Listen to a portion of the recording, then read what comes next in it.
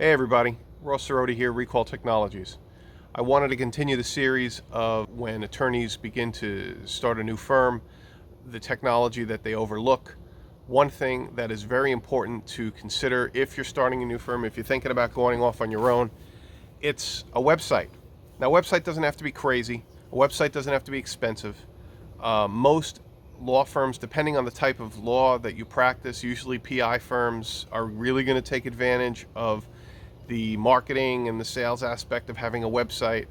But most attorneys are going to use a website as basically an internet business card to show that they're legitimate, to show that their firm is legitimate, to show that they actually have something going on. That's what we support about 150 law firms nationwide. That's what I would say 90 to 95% of our firms are using the website for. And that's really good enough. So these are a couple things to consider. It shouldn't be too expensive. By too expensive meaning, don't spend $3,000 on a website.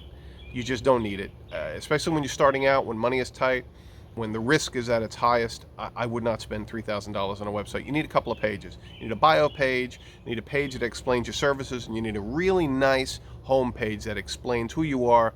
Try to speak to the clientele, whatever type of practice you have. Try to speak to the clientele that may be looking at your website at some point.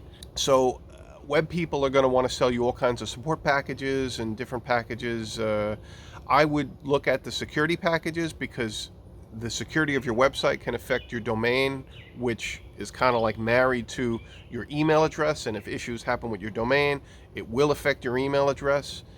So I would focus more on the security aspect. I wouldn't focus on the support.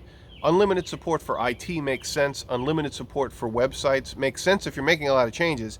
But like I say, we support 150 law firms. 95% of them don't make website changes unless they're hiring or letting people go, because generally every attorney or paralegal has a bio page with information. And some of them update it, usually some of them do not. That's going to be totally up to you. So you just don't need a lot. And for my money, I would rather just pay when I need those services, even if it is $100, $150 an hour, whatever it is. It shouldn't be that much money. It shouldn't be that much time, to be honest. Other than that, that's it. There's an upfront cost. There's a hosting cost. Talking about not a lot of money at all. I probably wouldn't spend more than $1,000 on a website, and you got to make sure it's really nice. And so you also got to think about branding. If you want to brand your website, a lot of companies have branding these days. Recall has branding. A lot of law firms have branding. It all depends if you want to go next level. Branding seems to come with a higher price tag for websites and for companies in general. There are some websites out there that you could find people to give you a couple of mock-ups. You go on Fiverr.com, find someone to do a quick website, or you go on Fiverr.com to find someone to do a quick branding or a logo, something like that. But that's definitely something to consider. Don't spend a lot of money on it.